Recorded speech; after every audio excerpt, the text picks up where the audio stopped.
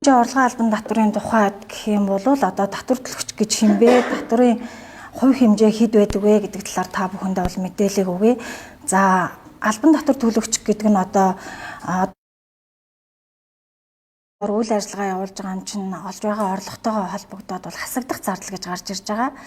За, аж ахуйн нэгжийн орлогын албан татврын тухай хуулинд болохоор хуулийн 13, 14, 15, 16 гээд бол зардлын заалтууд зөндөө байдаг. Гэхдээ бол яг үндсэн яг хуулийн дээр бол хасагдах зардлыг болохоор үндсэн 5 шалгуураар тавьж өгдөг. Энэ 5 шалгуурыг хангасан тохиолдолд одоо манай аж ахуйн нэгжүүд маань хасагдах зардлаараа бол тайлагнаж өгнө гэж байгаа. За, нэгдүгээрт нь болохоор энэ болохоор татврын тайлангийнхаа тухайн тайланд хугацаанд хамаарсан байх ёстой. Татвар ногдох орлого олж байгаад нөгөө үйл ажиллагаатай нь шууд холбогдсон гарсан зардал байх ёстой. Татврын ерөнхий хуулийн 28-ын 5-д заасны дагуу одоо төлбөрийн баримтаар бас баталгаажсан байх ёстой. Тэгээд зардал нь өөрөө бодиттой буюу нягтлан бодох бүртгэлдээ болон анхан шатны баримтаар одоо баталгаажиж өгнө гэсэн ийм ерөнхий бол ийм 5 заалт бол байж байдаг. За, одоо ерөнхийдөө бол манай аж ахуйн нэгжийн орлогын албан татврын тухай хуулинд болохоор нийт 33 төрлийн чөлөөлт болон хөнгөлтийн заалтууд байгаад байдаг. За, эдгээр хөнгөлт чөлөөлтийн заалтуудыг одоо хэрэгжүүлэхийн тулд одоо нийтдээ энэ 6 төрлийн хуулийн зохицуулж байж байдаг. За, нэгдүгээрх нь бол мэдээж эрэг татврын ерөнхий хуульд заасан хөнгөлт чөлөөлтийн заалтууд байна. Хоёрдугаарт нь тухайлсан хуулийн заалт буюу аж ахуйн нэгжийн орлогын албан татврын тухай хууль маань өөрөө байна. Гуравдугаарт одоо хөнгөлт чөлөөлтийг одоо эдлүүлэх үйл ажиллагааны журам гэдэг одоо сангийн сайдын 2019 онд баталсан 292 дугаар ийм тушаал байдаг. За, мөн энэхүү хөнгөлт чөлөөлтийг эдлэхийн тулд ерөнхий одоо тайлангаа хүлээн авах, тайлан тушаах, тайлан боловсруулалт хийх ийм татврын ерөнхий газрын даргын 2019 оны 260 дугаар бас ийм тушаал байгаад байгаа. Мөн одоо нөгөө хөнгөлт чөлөөлтөө тайлансныхаа дараа нөгөө буцаа олголтоо авахтай холбогдуулан одоо сангийн сайдын 2019 оны 309 дугаар тушаал мөн ийм 20 дугаар тушаалуудыг үндэслэж энэхүү хөнгөлт чөлөөлтийг ол бүгдээрээ эдлэх боломжтой байж байгаа гэж үзэж байгаа. За, орлогын албан татврын чөлөөлтийн хувьд гэх юм бол хуулийнхаа 21 дугаар заалтан дээр байж байдаг. Нийт 16 төрлийн зүйл заалт байгаа. За, энэ дээр болохоор анхаарах ёстой хамгийн гол хоёр зүйл нь юу вэ гэх юм бол тухайн чөлөөлөлтөөр тайлагнахын тулд нэгдүгээрт нь болохоор татврын ерөнхий хуулийнхаа 28-ын 5-д заасны дагуу заавал төлбөрийн баримтаар баталгаажсан байх ёстой. За, энэ дээр одоо нөгөө манай нягтлангуудын гаргадаг хоёр нийтлэг одоо тийм алдаа байгаад байдаг. Нэгдүгээрх нь юу вэ гэх юм бол одоо нэмэгдсэн баримтаараа бид нар төлбөрийн баримтаа бүртгэж байгаа шүү дээ. Тэнгүүд нөгөө нэмэгдсэн үртгийн албан татврынхаа тухай хуультай холиод байдаг. Одоо нэмэгдсэн үртгийн албан татврынхаа татвараараа чөлөөлөгдөх заалт шивчээд тэрийгэ аж ахуйн нэгжийнхээ орлогын албан татврынхаа чөлөөлтөн дээр авчирч өгч тайлагнаад байдаг. Нэг юм алдаа байдаг. Нөгөөх нь юу вэ гэх юм бол одоо чөлөөлөгдөх орлого олохтой холбогдсон гарсан зардлыг бол хасч тооцдгүй хуулаараа. Гэтэл манайхан болохоор аж ахуйн нэгж дээрээ авчираад хасагдах зардлаар тайлагнаад байдаг. Тэгэнгүүт тухайн жилийн тайлан нөгөө нэг алдагдaltaй гарчаад байдаг. Ийм хоёр нийтлэг алдаа байгаад байдаг. Энийг нь ерөнхийд нь бас мэдээд авах зүйтэй ах уу гэж үзэж байна. За, ерөнхийдөө бол энэ албан татврын хөнгөлөлтчдэр чөлөөлтөгчдэр эдлэхийн тулд нөгөө 1%-аар татвар төлж байгаа буюу хэлбэршүүлсэн гормоор үйл ажиллагаа эрхэлж байгаа аж ахуйн нэгжүүдийн маань хувьд бол эдлэх боломжгүй байж байдаг. За, энэ хажуу дээр нь болохоор би нөгөө ТТ02 тайлан дээр байдаг нөгөө чөлөөлөгдөх орлогын мэдээ буюу маягтыг бол энэ дээр харуулад өгсөн байгаа. За, хөнгөлтийн хувьд гэх юм бол одоо нийтдээ 33 төрлийн заалт байдаг. Хамгийн түгээмэл заалт гэх юм бол одоо манайхны хувьд болохоор 22.1 гэж заалт байдаг. Энэ нь болохоор нийт 300-аас 1.5 тэрбум төгрөгийн борлуулалтын орлоготой аж ахуйн нэгжүүдийн хувьд тухайн хуулийн хугацаанд тайлангаа илгээгээд төлөх ёстой татвараа хуулийн хугацаанд төлөөд төлсөн татварынхаа 90% бол буцааж авах боломжтой байж байгаа. За энийг одоо тайлгнахын тулд одоо аж ахуйн нэгжүүдээс маань маш их асуулт ирдэг байхгүй юу? Хөнгөлж чөлөөлтөө тайлгнах гэсэн чинь тайлангийн маягт маань одоо хөнгөлж чөлөөлтийн тайлангийн маягт HM02-8 маань одоо идэвхжиж өгөхгүй байна гэд маш ихээр асуудаг. За энийг болохоор энэ хажуу тал дээр нь энэ зургаар ингээд үзүүлээд өгсөн байгаа. Наадалд ингээд тавьсан байгаа.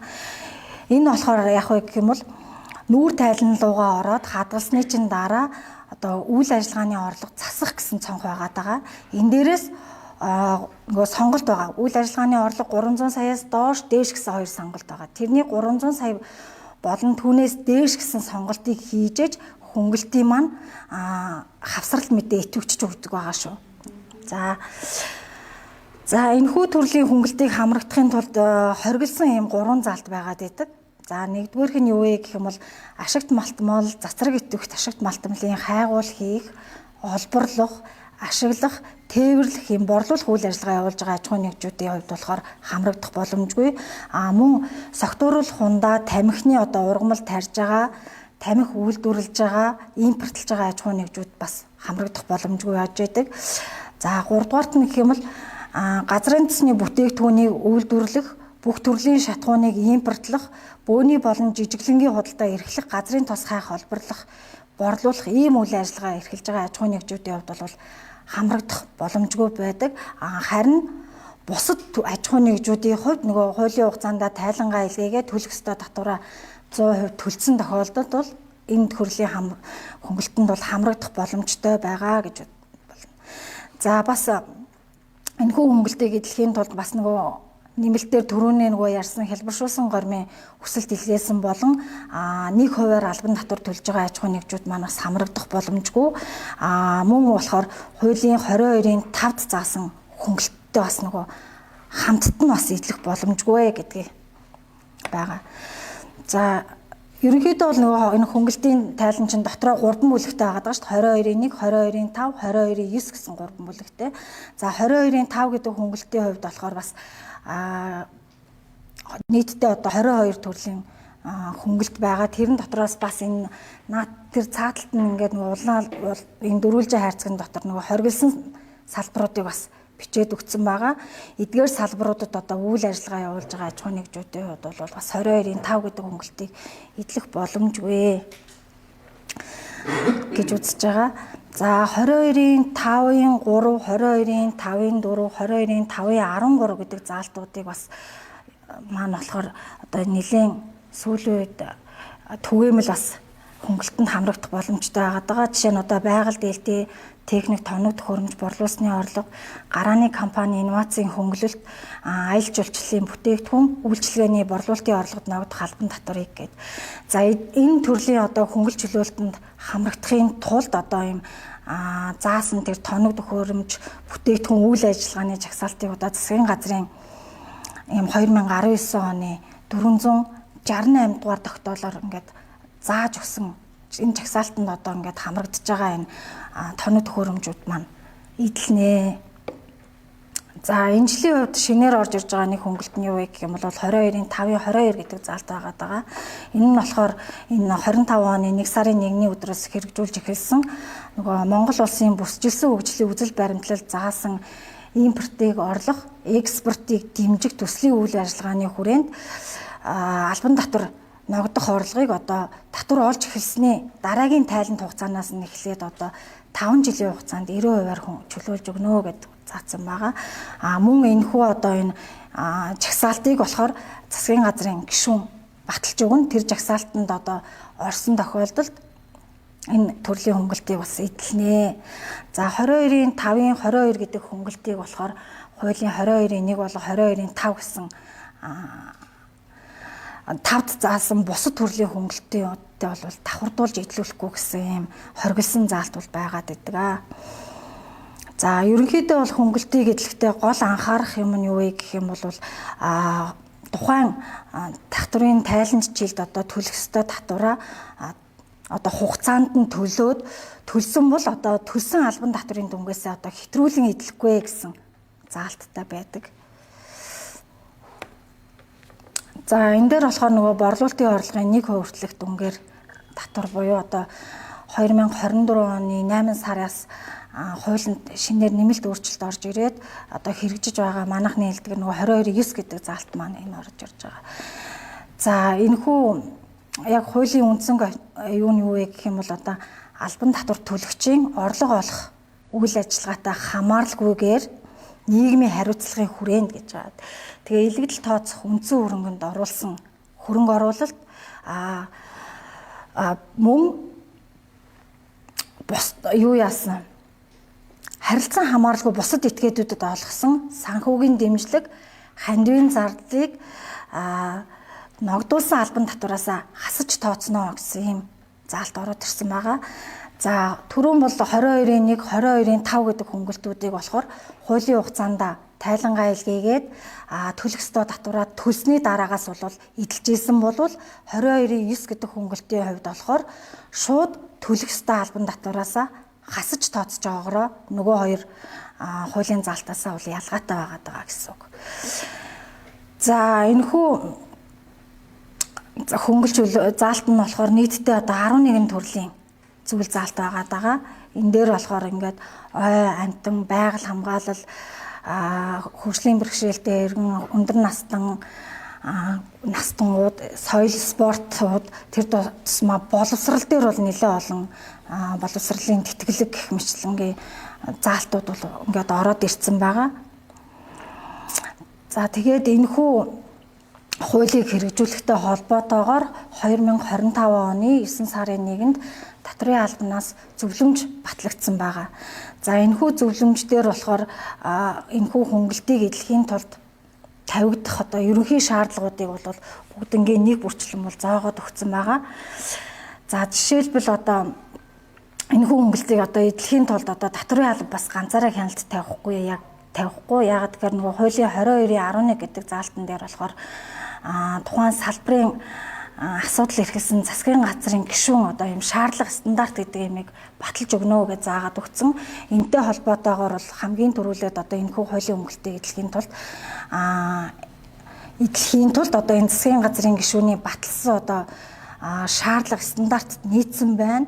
Тэгээд тухайн оруулж байгаа хөрөнгө оруулалт санхүүгийн дэмжлэг хандив нь одоо нийгмийн хариуцлагын хүрээнд байна. Тэгээ мөн одоо хөнгөлөлт эдлэх татврын дүн нь болохоор тухайн тайлант жилийн борлуулалтын орлого буюу татвар ногдох орлогын 1%-аас бас хэтрэхгүй байна. Тэгээд энэхүү хандив болон санхүүгийн дэмжлэг хөрөнгө оруулалт нь одоо тухайн аж ахуйн нэгжийн хувьд одоо яг үндсэн орлого олох үйл ажиллагаатай хамааралгүй байна гэж бол зааж өгсөн. Мөн одоо ерөнхий хуулийн дагуу төлбөрийн баримтаараа баталгаажж өгнө. Тухайн тайлангаа хөнгөлж чөлөөлтийг болохоор одоо хасагдахгүй зардлаар бас зоож өгнө гэж хэлсэн байгаа. За тэгээ санхүүгийн дэмжлэг хандивыг хүлээн авч байгаа этгүүдэд нь болохоор нөгөө хуулийн ерөнхий хуулийн 27 заасны дагуу бол юм харилцан хамааралгүй этгээдүүдэд олгож өгнө. Жилийн эцэст энэ зөвлөмжин дээр одоо өгүүлсэн хамгийн гол юу гэх юм бол жилийн эцэст одоо хөнгөлт хөрөнгө оруулалт оруулсан хандив санхүүгийн дэмжлэг өгсөн этгээд маань хүлээн авсан этгээдтэйгээ заавал жилийн эцэст одоо гэрээд өгнсөн актыг үлдэнэ. Тухайн гэрээгээ натраатаар бодлуулна. Тэгээ хоёр тал нь энийгээ тайлгнаж өгнө гэсэн юм ерөнхий шаардлагуудыг бол тавьж өгсөн байгаа. За одоо түрүүний нөгөө дурдсанаар болохоор тухайн хөнгөлж чөлөөлтийг бол яг өнөөдрийн байдлаар нийтдээ бол 10 яамнаас батлаад захиргааны хэм хэмжээний актанд бол нийтлүүлж өгсөн байгаа. Энэ хамгийн наадлынхын нэгнэнд болохоор нөгөө захиргааны хэм хэмжээнд нийтлэгдсэн огноог бол тавиад өгсөн байгаа. Тэгэхээр одоо 25 оноос хөнгөлт эдлэж байгаа аж ахуй нэгжүүд маань энэхүү нийтлэгдсэн огноондоо нийцүүлэн гэрээ контракт баримт өгөх юм одоо бүртгэх шаардлагатай гэж үзэж байна. За энэхүү хуулийн нөгөө өөрчлөлт орсонтой холбоотойгоор татврын албан дээр одоо ийм цахим төлбөрийн баримтны систем болон e-tax дээр болохоор ийм дараах өөрчлөлтүүд орсон байгаа. За эхнийх дээр нь болохоор төлбөрийн баримт бүртгэхэд ямар өөрчлөлт орсон бэ гэх юм бол тухайн баримтаа нөөтийн 3-1-ээс бусад гэдгээр бүртгэж өгнө. Тэгээ бүртгэхээр яг хуулийн зүйл заалтаар нь ингээд тэр нөгөө бараа ажил үйлчилгээ оруулах хэсэг дээр ингээд хуулийн зүйл залтуудын нэг бүрчлэн бичээд оруулаад өгсөн байгаа. Тэндээс шууд та аль төрлийн хөнгөлтөнд хамрагдах чинь, аль төрлийн заалтаараа баримтаа шивж гин гэдгээрээ шууд сонгоод өгөх боломжтой байгаа гэсэн үг. За тэр хойдолд нь болохоор цахим татварын системд буюу одоо мэдээ хэсгээр ийм 3 хөнгөлтийн хавсралт мэдээ оруулж өгсөн байгаа. Энэ дээрээ болохоор 1А, 1Б, 1В гэсэн 3 маягт байгаа. За 1А гэдэг маягтыг хэн бүгэлж өгөх вэ гэх юм бол илэгдэл тооцох үндсэн хөрөнгөнд хөрөнгө оруулалт хийж байгаа.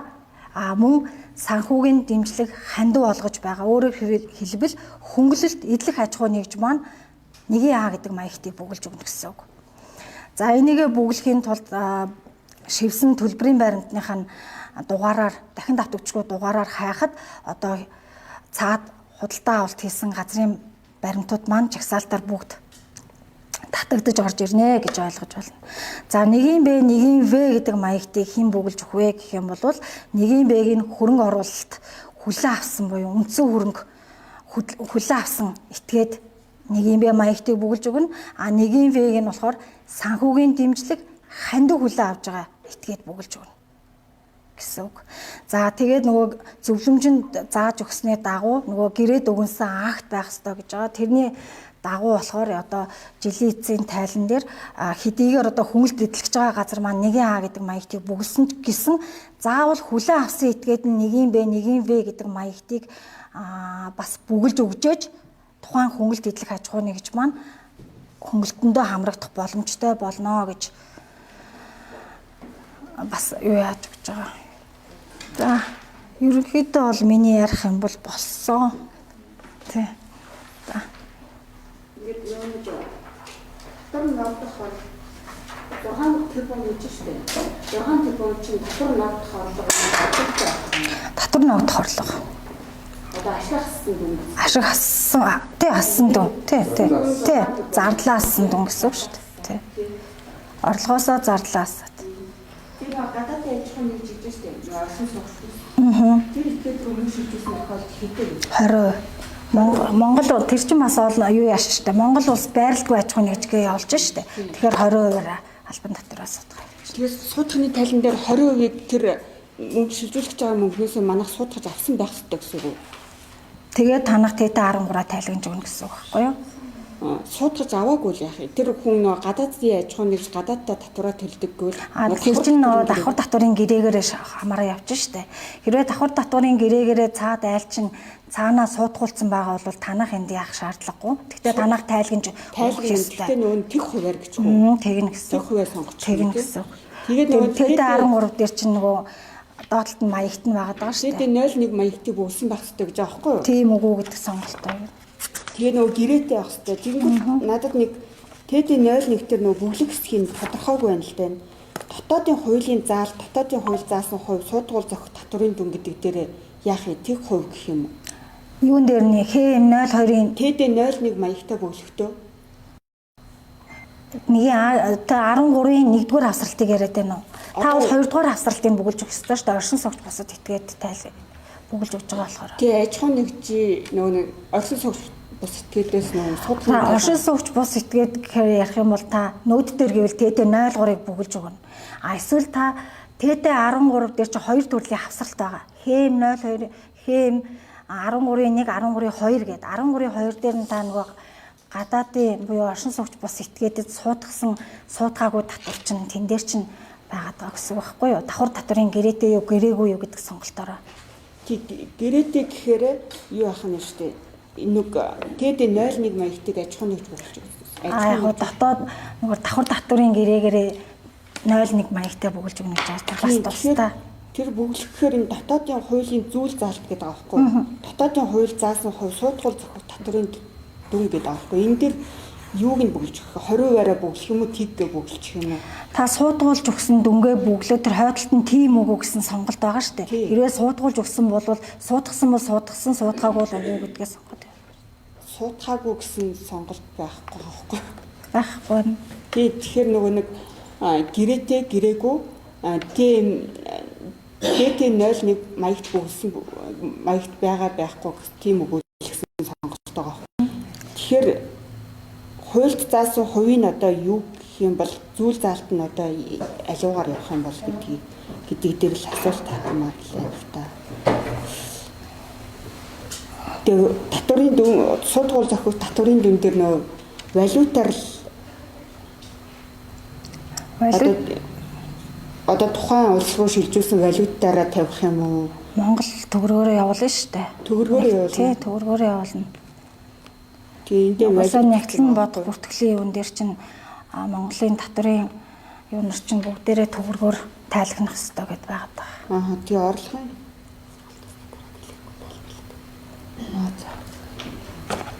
За дараагийн хэсэг өөр асуулт асуух. Нөгөөний нөгөө башуусан гэдэг аашгаас нь хамаарахгүй юм гэдэг наац нь. Тэгэхээр энэ нөгөө мөнгө яваа 50 сая тэр хаваа гэдэг яа. Хувь хүний орлогын албан татвар дээр үү? Тийм. Хэрвээ та одоо нөгөө хэлбэршүүлсэн горимд орлого нь одоо хэд байх нь хамаагүй одоо 1% тооцно. Наадах чинь нөгөө бас юу яагаад байгаа байхгүй юу? Хэрвээ хувь хүний орлогын албан татвар дээр сая бас шинээр орсон өөрчлөлт шүү дээ. Ерөөсөө нөгөө орлогын хязгааргүйгээр хувь хүний орлогын албан татвар өөрөө 1%-аараа тайлгнаж болно. Хэрвээ хэлбэршүүлсэн горимынхаа хүсэл дэлгээвэл гэхдээ хэрвээ 50 сая хүрчих юм бол та нөөц төлөгч болно гэд өөр хуулиараас давхар зохицуулагтай явчихна гэсэн үг байхгүй. Яг аж ахуй нэгжтэйгээ адилхан гэсэн үг. Аж ахуй нэгж чинь бас яг тэгж явдгийн штэ. Хэрвээ та 300 сая төгрөг борлуулалтын орлоготой бол 1%-аараа тайлгна. Гэхдээ 50 сая хүрвэл нөөтөө төлнө. Нөөц төлөгчөөрөө бүртгүүлнэ гэд. Тэрнтэйгээ яг адилхан гэсэн үг. Сая 24 оноос тийм хол яваад ирсэн.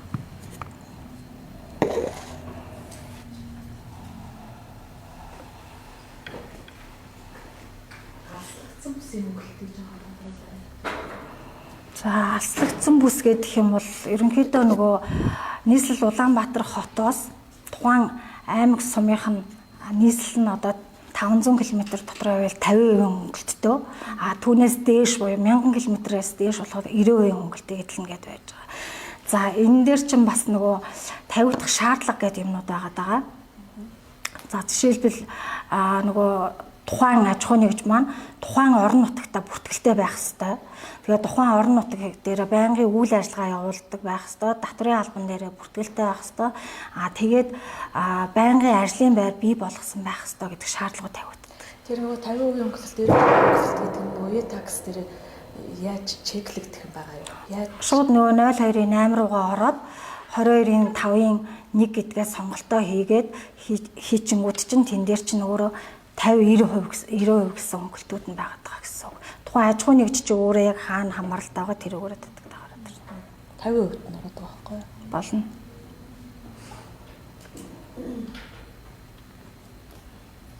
Өөр асуулт байна уу?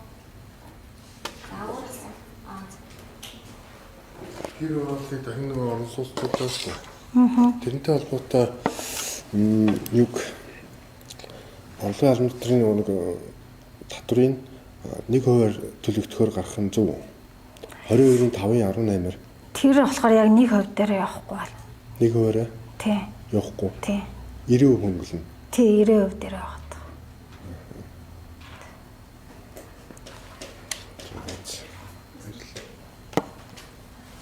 За, баярлалаа.